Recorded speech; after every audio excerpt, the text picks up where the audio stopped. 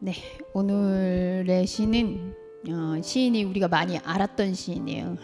근데 누군지는 정확하게 모르지만 김삿갓님이 네, 김삿갓님께서 돌아다니시는 중에 그 어디 지역에 일렀을 때 이렇게 얘기하면 되겠지만 한 기생이 요청을 해서 한 얘기다 이렇게 전해지고 있는데 제목은 없습니다만 네, 우리 같이 한자 거기 이렇게 표기음 해놓은 거 읽어보고 그리고 밑에도 같이 읽어보도록 하죠. 산천초목부터 읽어봅니다. 시작. 산천초목 성변장 제백후왕 번복서. 뭐 이렇게 읽는 게 맞는지 모르겠어요. 그다음 그 아래 산천의 풀과 나무는 끊임없이 바뀌어가고 제왕과 호걸조차 흥왕이 항상 반복되도다. 네. 그 김삿갓님이 우리가 아는 대로 이렇게 돌아다니신 분이잖아요. 네. 소위 말하면 풀빵불이라고 해야 되나요? 우리 주원교 목사님도 네, 김삿갓류의 삶을 살고 계시는데 그런데 사실은 늘 우리가 보는 오늘 여기 지금 있는 나무가 그 작가가 20년 동안 한 나무를 찍은 작품이 여기 있는 겁니다. 그래서 10년 전쯤 저희 아트스페이스노가 저쪽에 신사동에 있을 때 그때도 이 나무를 찍어서 전시를 했었어요. 근데 10년 동안 또 계속 찍어서 이게 본인이 여기 산 지는 한 30여 년 된 것 같고요.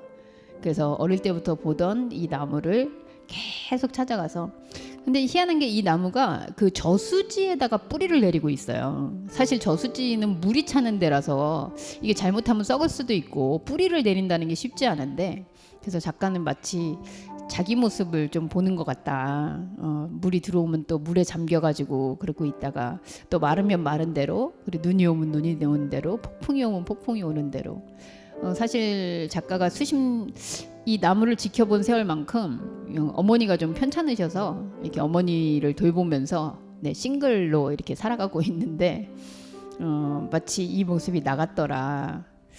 그래서 변함없는 나무 같은데 사실 저 나무도 언제까지 갈지 모르겠으나 우리가 보는 권력 또 힘 모든 것들이 없어지진 않는데 그것들이 변해가면서 누군가 올라오면 또 없어지고 또 다시 그 자리는 계속 있는 것 같아요.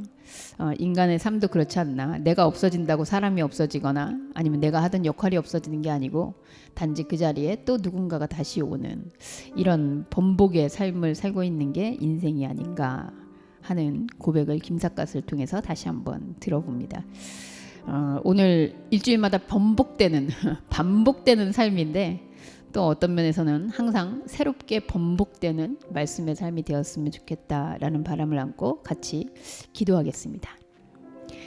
하나님, 세상의 모든 것들이 그대로인 것 같아서 사람들은 다람쥐 쳇바퀴 돌듯이 산다. 너무나 무료하다. 지루하다. 맨날 똑같다. 이렇게 고백하는데 사실 숨쉬고 있는 이 미세한 신음 한 번조차 같은 숨이 없다는 것을 우리는 알고 있습니다. 이렇게 하면 변하겠지, 이렇게 하면 없어지겠지, 이렇게 하면 끝까지 가겠지라고 하지만 우리가 끝이라고 외치는 그 순간이 또 다른 시작점임을 또한 압니다. 하나님 앞에 매번 이렇게 다시 서서 변함없는 말씀 앞에서 내가 끊임없이 번복되는, 그래서 오늘도 새로운 말씀 앞에 새로운 호흡을 하는 저희들이기를 소원하며 말씀 앞으로 나아갑니다. 주여 함께 말씀하시고 함께 듣는 시간 되게 하여 주옵소서. 예수님의 이름으로 기도합니다. 아멘.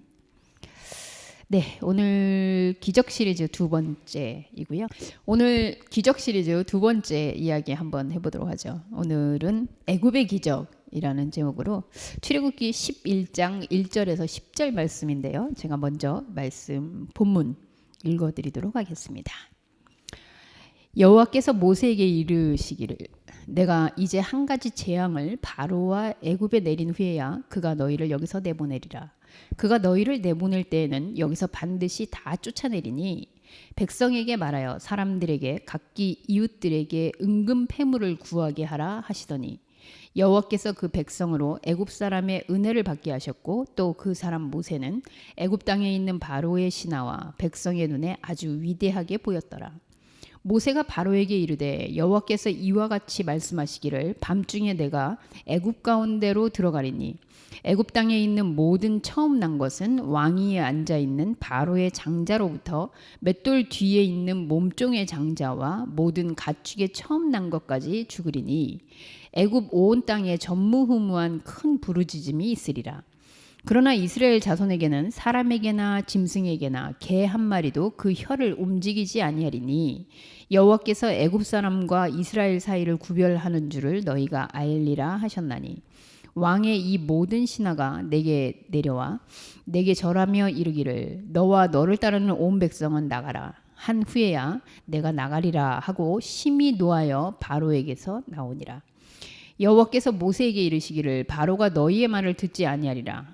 그러므로 내가 애굽 땅에서 나의 기적을 더하리라 하셨고 모세와 아론이 이 모든 기적을 바로 앞에서 행하였으나 여호와께서 바로의 마음을 완악하게 하셨으므로 그가 이스라엘 자손을 그 나라에서 보내지 아니하였더라. 아멘. 네, 오늘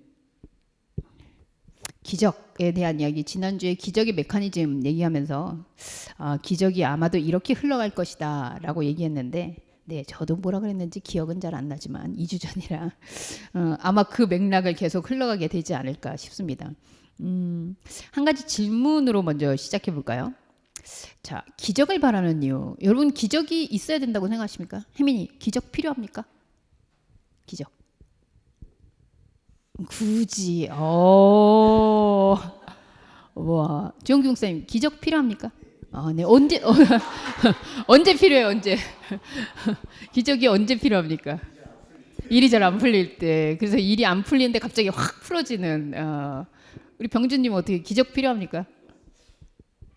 기적. 자주 겪는 거예요. 기적을 경험. 우리 영현님 기적을 바라십니까? 있으면 좋지만 없어도 그만. 그럼 기적에 대한 이 가중치가 네, 우리 주목사님만 기적이 간절히 필요한 걸로.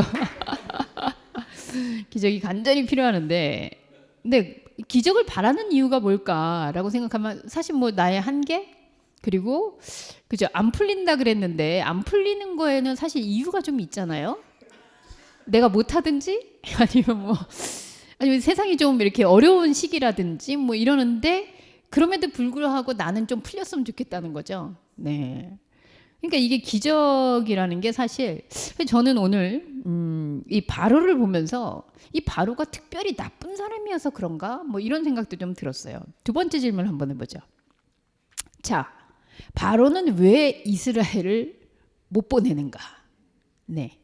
첫 번째는 애굽의 기적이라고 했는데요. 바로에게 이스라엘은 과연 어떤 존재일까? 이스라엘은 바로에게. 자, 생각해 보세요. 이스라엘 백성이 애굽에서 하고 있는, 우리가 지금 이 본문을 읽고 있는 시점에서 애굽에서 이스라엘 사람들은 뭘 하고 있는지. 병주님 뭘 하나요? 일단 이스라엘 사람들이 애굽에서 그렇죠. 노역을 하고 있죠. 네. 그리고 또 뭘 하나요? 혜미님. 이스라엘 백성들이 살아요. 네, 살아요.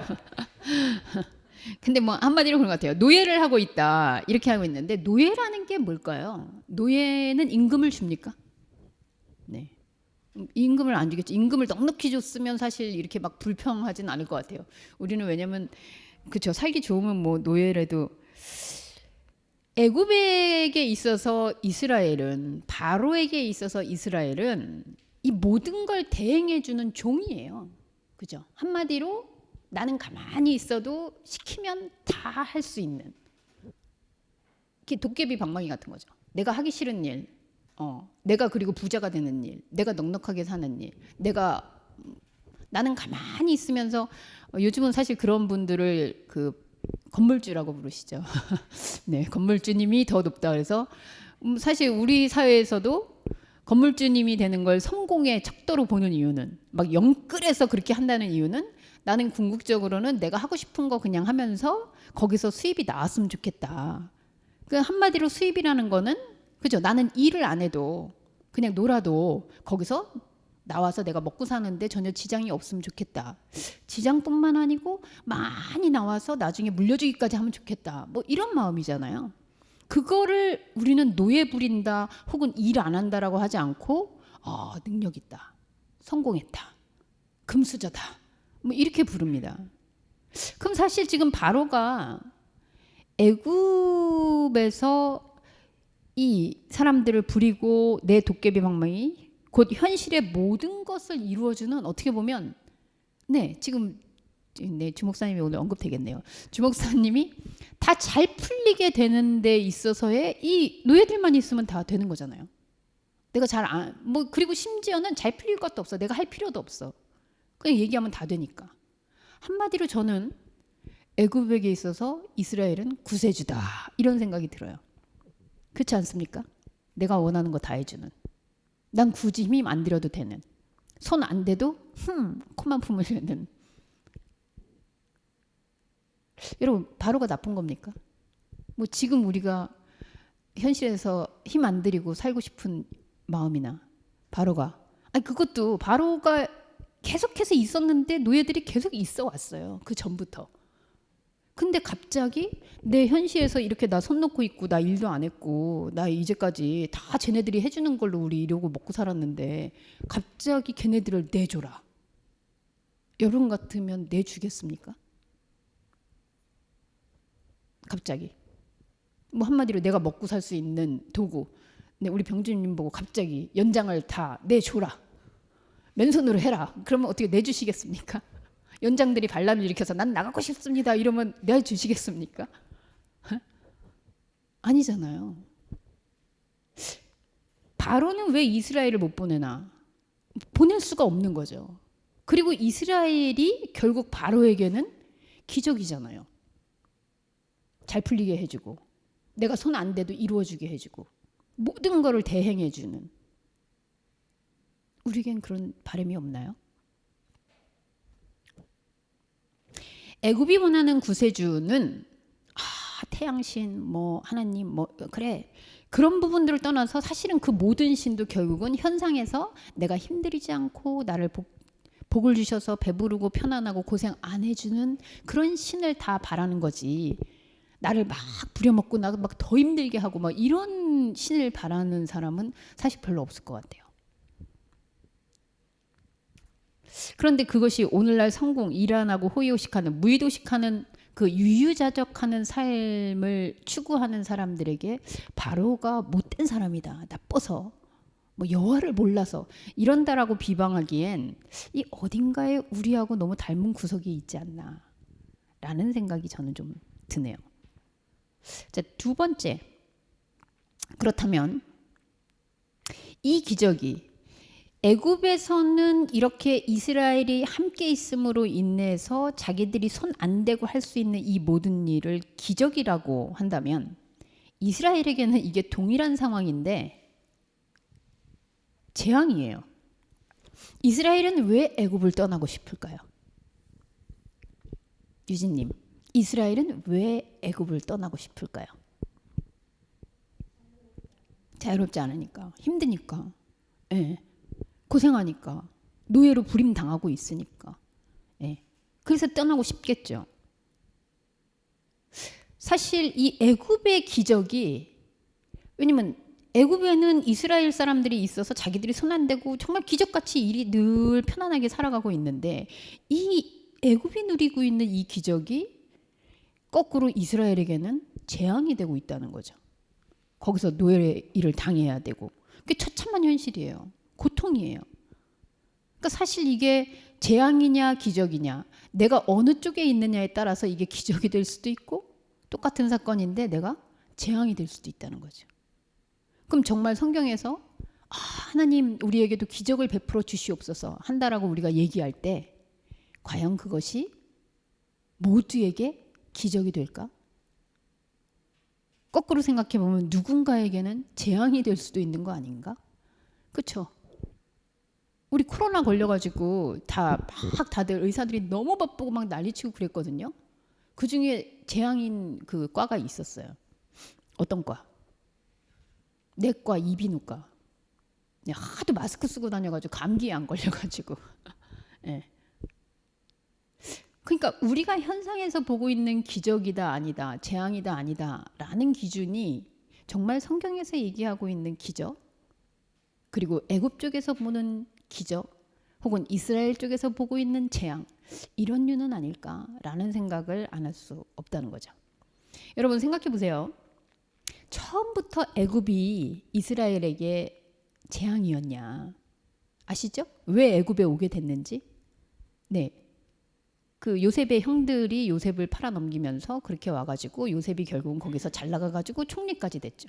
그런데 가뭄이 들어서 그 가족들이 막 살 수가 없고 힘들어서 하나님의 인도하심을 쫓아서 그래서 요셉이 있는 땅으로 왔더니 젖과 꿀을 이게 흐르는, 그리고 가뭄이 없어서 이미 요셉이 대처하고 있어서, 한마디로 애굽이 사실은 요셉의 가족들에게는 기적의 땅이었어요. 그렇잖아요. 애초에 애굽이 쫓아가지고 막 전쟁으로 막 약탈해가지고 이 요셉 가족들을 끌고 와가지고 이스라엘을 다 끌고 들어와가지고 막 종시키고 이랬던 곳이 아니라고 그래요. 하나님의 은혜로 말미암아 기적의 땅으로, 먹을 것이 풍성한 땅으로, 그리고 사전에 그렇게 요셉을 보내셔서 이끌림을 받아서 다 와가지고 너무나 잘 먹고 잘 살면서 거기서 누가 부리고 안 부리고도 없이 그렇게 함께 더불어 살고 있던 은혜의 땅, 기적의 땅이었거든요. 근데 어느 순간 누가, 왜? 아니 하나님이 이끄신 땅인데 왜 이렇게 됐을까요? 우리 혜민님께서 이제 막 기도를 하시면서 상사 때문에 어렵습니다. 직장을 옮기고 싶습니다. 그래서 옮기셨죠. 네, 응답을 받으셨죠. 뭐 기도한 건 아니겠지만 뭐 가니까 어떻게 골치 아픈 상사나 골치 아픈 사람이 없습니까 거기는?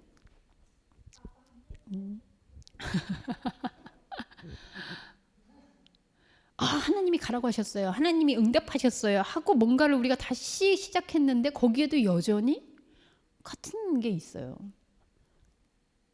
그러니까 애초부터 애굽은 재앙의 땅, 저주의 땅이 아닌, 사실 어떻게 보면 이스라엘에게도 기적의 땅이었단 말이죠.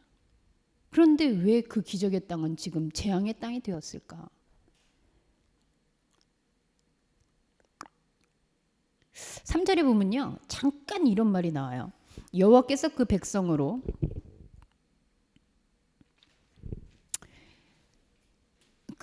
되게 좋아하는 말인데요.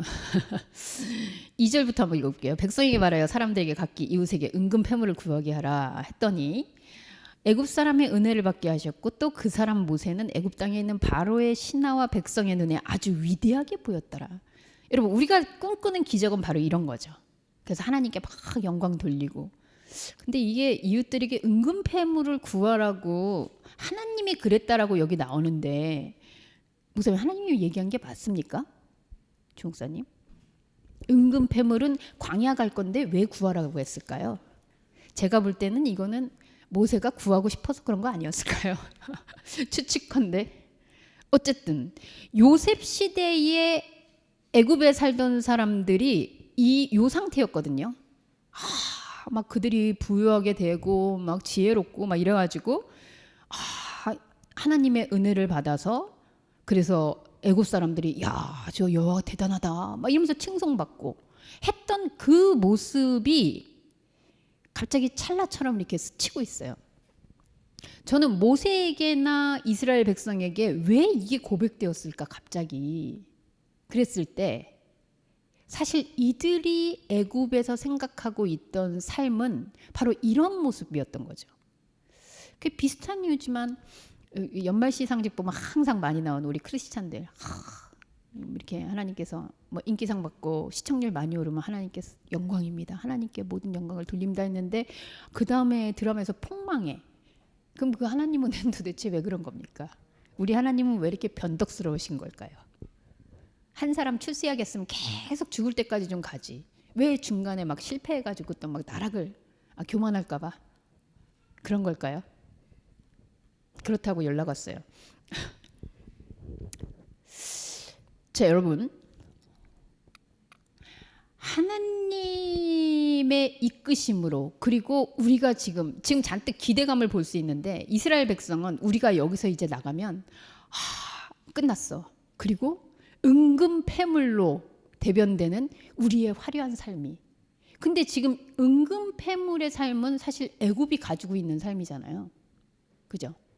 애굽이 이스라엘로 말미암아 은금 패물 내놔 그러면 딱 생기고 거기에서 호화롭게 호식하며 살고 있는 삶이, 그 지금 이스라엘 백성이 우리에게 재앙이야 라고 하는 건 막 열심히 일하고 노력하고 해서도 그렇겠지만, 사실은 거기에 은금 패물이 풍성하고 막 위대한 사람처럼 보이고 이랬으면 저는 아마 열심히 노력 봉사하지 않았을까라는 생각도 들어요.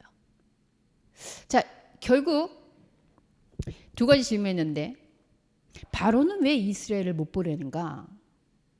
바로에게 있어서 이스라엘은 기적입니다. 그리고 구세주예요. 모든 원하는 대로 자기가 손 안 대도 다 이루어주는.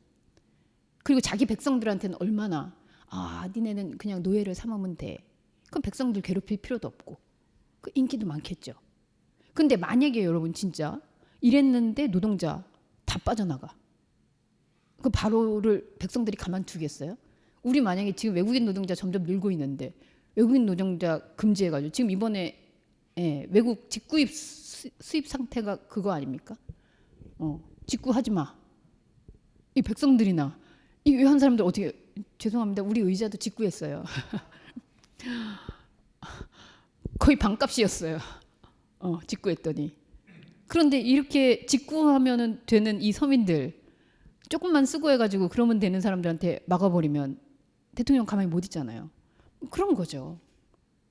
바로는 지금 이 기적을 놓치는 건 완전히 현실이에요.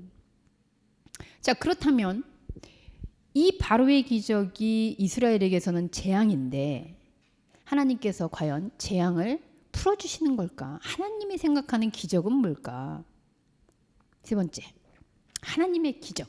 하나님은 그렇다면 이 기적이기도 하고, 누군가에게는 기적이고 누군가에게는 재앙이고, 그래서 누군가 재앙을 벗어나면 기적이 되고 누군가에게 기적이 끝나면 재앙이 되는 이 순환의 고리 속에서 과연 하나님의 기적은 뭘까? 하나님은 진짜 아까 우리 주목사님이 얘기한 그냥 안 풀릴 때 풀어주시는, 그것도 저는 들어있다라고 생각해요. 뭘까? 왜냐하면 장자의 재앙은 곧 장자의 기적, 제가 이렇게 썼는데요. 자, 하나님의 기적은 시시해 뭐 이렇게 할 만큼 4절에 보면 모세가 바로에게 이르되 여호와께서 이와 같이 말씀하시기를, 여러분 하나님이 말씀을 하세요. 그런데 밤중에 내가 애굽 가운데로 들어가리라. 이 말은 어떻게 보면 그동안 그럼 낮에는 하나님이 애굽에 들어가지 않으셨다는 얘기일까요? 뭐 저는 좀 상징적 의미가 있다라고 생각해요. 밤에 애굽으로 들어갔다. 밤은 오늘 오전에도 우리 주목사님 설교하셨는데, 밤이라는 시간은 사실 현상이 가라앉은 시간, 그리고 우리가 뭔가 다 안다고 생각했던 그런 것들이 가라앉는,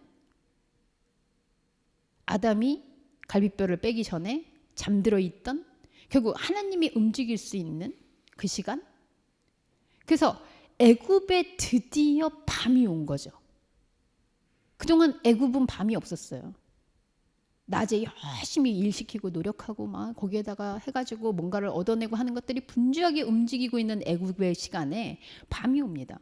그래서 그 밤, 현상이 다 가라앉은 시간에 드디어 여호와가 애굽, 이 현상의 한복판에 있구나라는 게 보여지는 시간이 오는 거죠. 그 시간에 얘기한 것은 우리가 너무나도 잘 아는 재앙입니다. 처음 난 것은 다 죽을 거다. 동물까지 전부 다.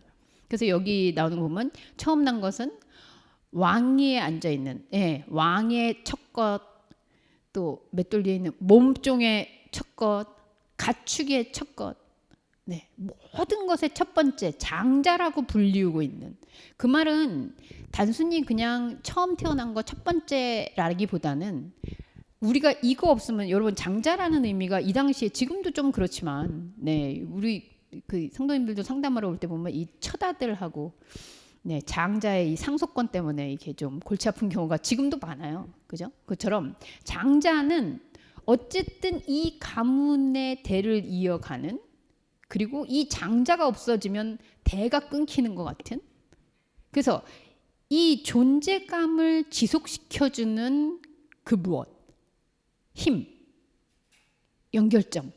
그래서 장자 이름은 다 잃는 거죠, 사실은. 그래서 우리 11조를 드리는 의미도 사실은 첫 번째 뭐 10에 1조 드린다가 아니고 10 전부를 드린다라는 개념이 있듯이 장자가 없어진다는 건 단순히 그냥 장자 한 명, 그 다음에 차자, 그 다음에 셋째 이러기 아니라 모든 내가 지금 가지고 있던 한마디로 얘기하면 지금 애굽에서 내가 누리고 있고 내가 붙잡고 있고 이거를 지키는 것이 우리를 지속시키는 거야 라고 생각하고 있던 이 장자가 끊긴다는 거죠. 그게 무너져 내린다는 거죠. 하나님의 이 기적은 상징이라고 우리 지난주에 얘기했거든요. 그 사인이거든요. 그럼 하필이면 다른 것도 아니고 장자를 치겠다라는 것은 지금 기적의 실체라고 붙잡고 있는 우리를 편안하게 하고 지속시키고 잘 먹고 잘 살고 영원히 잘 갈 것 같은 이 장자가 무너져 내린다는 거예요. 그러니까 사실 전무후무한 큰 부르짖음이 오겠죠. 난리 나겠죠. 완전 이 천지지변 개벽 아닙니까? 요한계시록에서 막 불 떨어지고 지진 나고 뭐 우박 내리고 이 사건하고 똑같잖아요. 이 장자가 없어지는 이 모든 것들이 사라지는 뒤죽박죽이 되는 이 사건. 그런데 하나님의 기적은 한마디로 요약하면 7절에 나와요. 같이 한번 읽어보죠. 시작. 그러나 이스라엘 자손에게는 사람에게나 짐승에게나 개 한 마디도 그 혀를 움직이지 아니하리니 여호와께서 애굽 사람과 이스라엘 사이를 구별하는 줄을 너희가 알리라 하셨나니. 자, 이 대조적으로 대꾸법으로 이렇게 써놨는데요. 위에서는 동물, 뭐 몸종에 있는 거, 뭐 모든 첫 번째 것들이 그렇게 비명을 지르고 죽어가는 판에 7절에 보면 결국은 하나님은 거두절미하고 구별하는 줄은 너희가 알리라. 하나님이 하는 일은 구별하는 일이에요. 구별시키는 거예요. 우리 구별을 거룩이라고도 얘기하는데 애굽 이거는 이스라엘. 그거 구별시킨다는 거예요. 근데 그 구별이 어떻게 나오냐면요. 이스라엘 자손, 이스라엘 사람은요. 짐승, 개 한 마리 그리고 혀를 움직이지 않는데요. 다른 사인들도 있을 수 있는데 저는 이 대목을 보면서 그 여리고성에서 침묵으로 돌았던 사건이 기억이 났어요. 왜 아무 말도 없이 그러면 더 극적이고 뭔가 드라마틱하게 무너지니까? 여설까? 하나님은 저 역시나 쇼맨십인가? 그게 아니라 그죠? 장자는 사실 이 전무후무한 큰 부르짖음이 일어날 만큼 이 현상에서 뭔가 무너져 내리고 장자가 없어지는 사건은 정말 이 비명 아비규환의 사태거든요. 근데 너무도 싸하게 하나님이 세우시는 장자, 하나님이 지금 일으키는 기적은 거기하고 전혀 다른 차원이라 뭐 찍소리를 할 이유가 없는 거예요. 여리고성이 무너지는 거는 성벽이 무너지는 거를 말없이 한 게 아니라 그 성벽은 말을 해도 무너졌을 거예요. 하나님이 무너뜨리면. 지금 이 전무후무한 부르짐이 현상에서는 막 이제 노예 없으면 먹을 거 없어. 이제 우리 일해야 돼. 적어도 우리가 노동해가지고 뭐 해야 돼 하고 난리가 났는데 얘네들 가면 된다 안 된다 수입해야 된다 안 된다 난리를 치고 있는데 이 하나님이 구별하는 하나님의 기적은 이렇게 아비규환을 일으키고 소리 지르고 난리치는 거는 애굽. 하나님의 장자의 개념, 진짜 장자. 이들이 믿고 있는 장자는 이거 없어지면 죽는다고 난리치고 소리 지르는데 하나님이 얘기하는 진짜 장자는 이거하고 전혀 다른 차원이구나. 그게 우리가 얘기하는 원래부터 있던 영적인 존재, 영적인 자아겠죠. 그게 첫 번째 거겠죠. 그래서 그거를 지키는 거는 여기서 떠들 필요가 없다는 거예요. 찍소리 해야 될 이유가 없다는 거예요. 이해가 되시죠? 하나님의 기적은 그래서 딱 하나. 우리 한번 따라해 볼까요? 구별하는 기적. 예. 그 구별하는 기적을 하나 베푸시는 거예요. 아, 이거는 지금 애굽의 장자 사건이구나. 아, 우리의 장자 사건? 우리 장자 아시죠? 그리스도 말씀. 하나님의 말씀으로 인해서 나의 원래의 존재, 제일 처음부터 있었던 인간 존재의 본질, 영적 자가 있었음을 발견하는 거. 그거는 걔가 떠들 필요가 없잖아요. 그거를 막 소리 지른다고 해서 생기는 게 아니잖아요. 그러니까 아무 말도 필요 없다는 거죠. 그럼 하나님의 기적이 너무 시시하지 않냐? 여러분, 이 시시한 사건이 가장 큰 기적이라는 거죠. 생명이라는 하나님의 호흡이 우리 안에 있어서 그거를 발견하게 되는 기적. 그게 거룩이고 그게 구별이고 그게 그리스도고 그 사건인 거죠. 자, 그럼 정리를 한번 해보도록 하죠. 애굽 장자의 죽음은 이스라엘과 분리되는 기적이에요. 그렇잖아요. 장자가 죽음으로 인해서 결국은 이스라엘을 놓잖아요. 그동안 애굽은 우리를 애굽과 이스라엘이 하나로 혼합되어 있는 현상과 영적 자아가 하나로 혼합되어 있는 존재라고 했을 때 우리의 애굽은 이스라엘을 장자라고 믿고 있는 이거를 놓을 수가 없어요.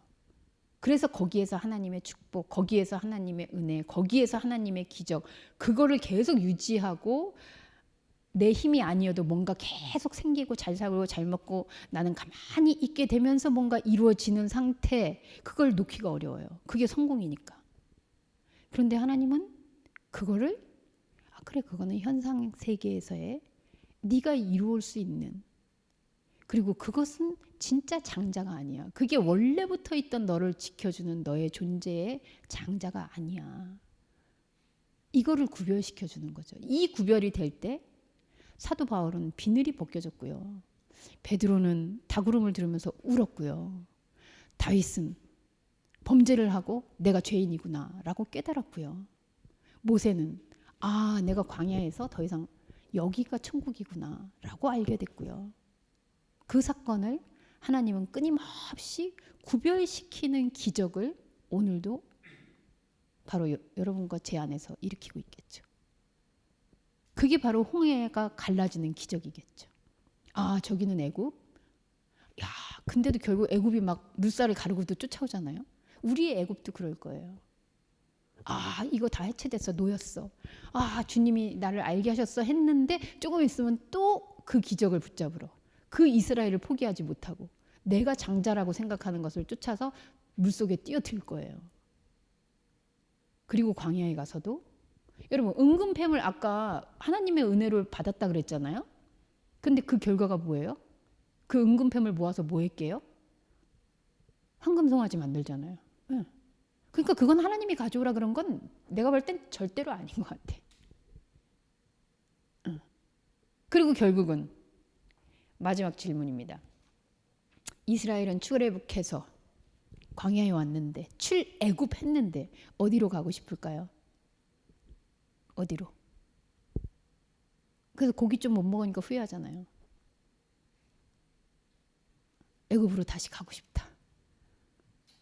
우리는 가나안이라고 표현하고 있지만 이스라엘은 출애굽해서 애굽으로 가고 싶은 거예요.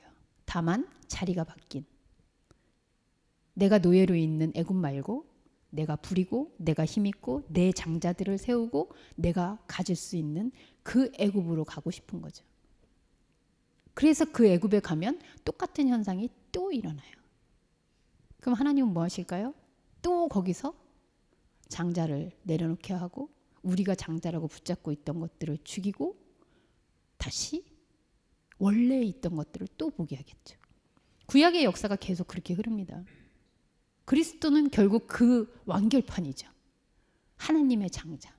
우리가 장자라고 믿는 이 세상의 모든 장자를 그리스도에 입혀서 십자가에 죽고 그리고 죽는 사건. 그러시면 뭐예요?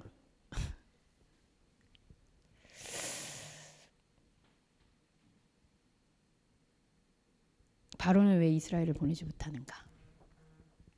나는 왜 기적을 바라는가? 나는 왜 이스라엘을 보내지 못하는가? 그리고 나는 출애굽해서 어디로 가기를 원하는가? 창세기에는 사실 기적이라는 단어가 안 나오더라고요. 그런데 출애굽에 무수한 기적의 이야기들이 나와요. 그것은 아마 하나님의 이 구별과 그리고 모세 오경에는 수많은 구별짓기의 이야기들이 나오죠. 결국은 이것은 애굽, 이것은 이게 이스라엘이구나. 이게 하나님의 말씀의 장자구나. 이걸 알게 하는 그 끊임없는 투쟁이 지금도 우리 안에서 지금 우리가 나누고 있는 이 말씀을 통해서 들려지고 있는 사건. 그래서 그것이 구별이 돼서 갈라지는 사건이 바로 우리가 보는 애굽의 기적, 출애굽의 기적, 이스라엘의 기적인 줄 믿습니다. 기도하겠습니다. 하나님, 여호와께서 분명 재앙이라고 부르셨는데 내가 애굽에는 재앙을 내리고 그런데 또 모세에게는 그것이 애굽 땅에 있는 너희에게는 기적이다. 무엇이 재앙이고 무엇이 기적인가 물어보면 그 기준에 하나님이 계신 게 아니라 내가 원하는 것을 내 힘 안 들이고 얻으면 기적. 내가 원하지 않는 것을 내 힘들여 해야 하면 재앙. 우리는 그 단순한 논리 속에서 계속 부딪히며 살아가는 것 같습니다. 이것이 애굽이고 이것이 이스라엘이다. 이 구별시켜 주시는 하나님의 진짜 은혜, 원래부터 있던 나의 모습을 계속해서 구별해내시는 그 하나님의 손길이 우리에게 말씀의 실체라는 것을 인정하기엔 현상의 삶이 너무 빡빡하지만 그러나 결국은 그것이라는 고백을 다시 한번 번복해서 확인하며 하나님께 나아가는 저희들을 하나님 받아 주옵소서. 예수님의 이름으로 기도합니다. 아멘.